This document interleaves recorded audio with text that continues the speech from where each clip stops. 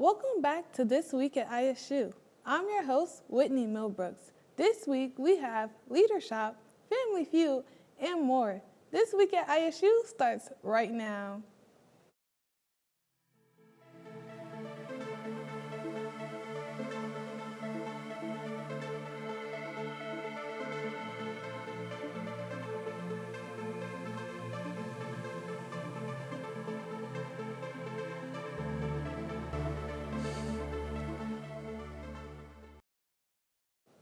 Student activities and organizations held a Leadership on Thursday last week. Guest speaker Vincent Omar presented about how self-awareness and discipline affects leadership. Students who attended could enjoy a lunch and a discussion that helped develop their leadership skills. On Thursday, the African Student Union hosted a Family Feud event. Groups of students teamed up and answered Jeopardy-style questions. There was also free food, such as pizza and chicken wings, available to enjoy. The Student Sustainability Coalition hosted a DIY paper making event. Attendees could learn how to make homemade paper while meeting various members of the Sustainability Coalition. The event aimed to educate students on a sustainable way to recycle newspaper into something new. On Wednesday, the Career Center hosted the annual rendezvous at the Rec. Students could meet industry professionals in a relaxed environment. There was also games and free food available to those who attended. If you are interested in hearing more about the Career Center and other events like this, make sure to check out our Almost Live interview with Allyson Colbert, Career Readiness Coordinator. The Career Center also hosted a student small business market where students could support their peers. Young entrepreneurs gathered to display and sell their merchandise. Let's hear from business owner Abby Conal-Beauchamp about her experience and why it's important to shop small. With flyers, as well as following Instagram and Facebook platforms. That's also how you can find small business artists like ourselves. So the Department of Art within the College of Arts and Sciences, they have an Instagram and a Facebook where we like to post events like this, like the small student market, and we like to shout out to other small artists as well. Then there is the events at State that I also like to post the flyers and everything. And I would say mostly just their own Instagram platform, social media platforms, Snapchat, TikTok, all of that good stuff, flyers around campus. There's a lot of options to find a small business market. Yeah. Art Club held a clay night. Students could use air-dry clay to make mini sculptures. Attendees made a wide variety of figurines, including worms, dinosaurs, and different memes. Art Club is hosting a wide variety of events this semester, so make sure to keep an eye out if you are interested. On Monday, Crochet Club held a special Valentine's celebration. Attendees made flowers, either with pipe cleaners or by crocheting.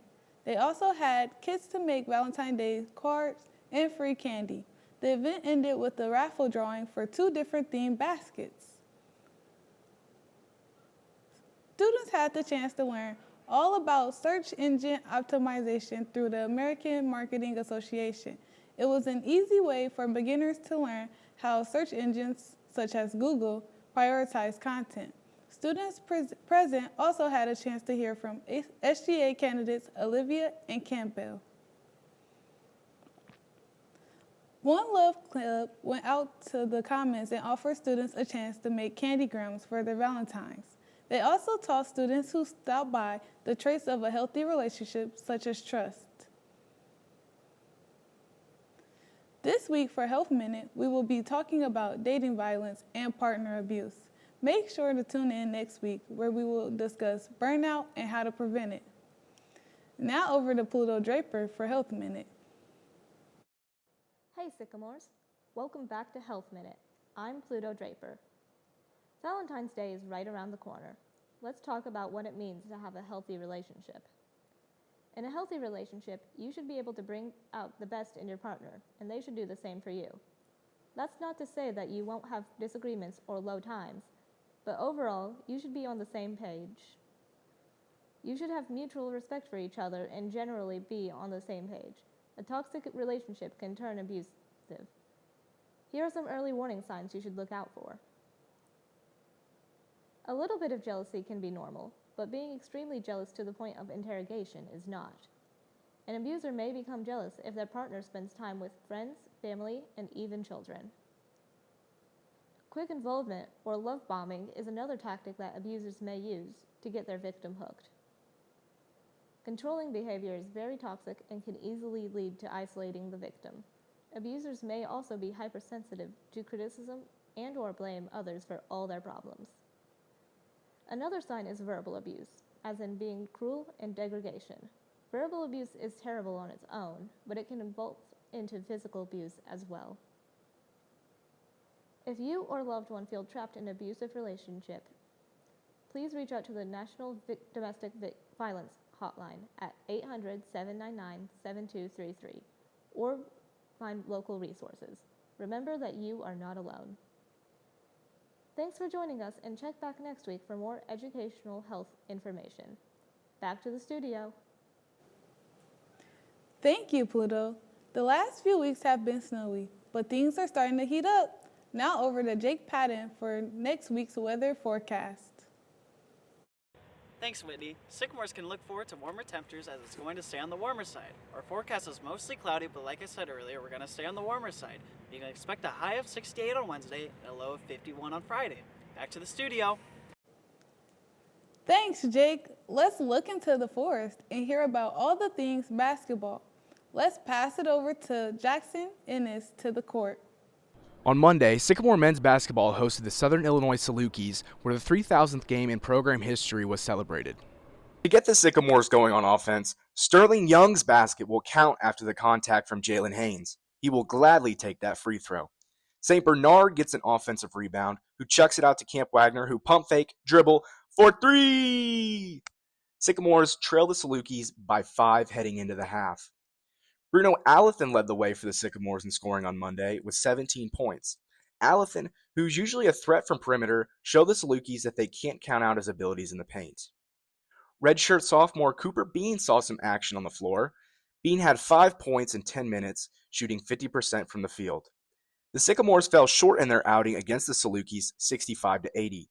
Coach Graves had this to say after the game. It's the consistency piece that we really lack, because we're guessing from game to game who's going to bring it, and until we get a group of guys that are consistently what you're going to get, it makes it really tough, and you start guessing who's got it tonight, who's going to bring it tonight, and that's a recipe for losing by 15 at home. Indiana State men's basketball is now 3-11 in MVC conference play and 10-15 on the season. The Sycamores will host a solid Murray State at 7 o'clock tonight at the Holman Center. This is From the Forest. I'm Jackson Ennis. That's all the time we have this week. If you would like to get involved with Sycamore Video, or if you have any events that you would like for us to cover, send us an email at isu-sycamorevideo@indstate.edu. Check us out on Instagram at sycamorevideo-ISU Student Media or Sycamore Video on YouTube. See you next week, Sycamores!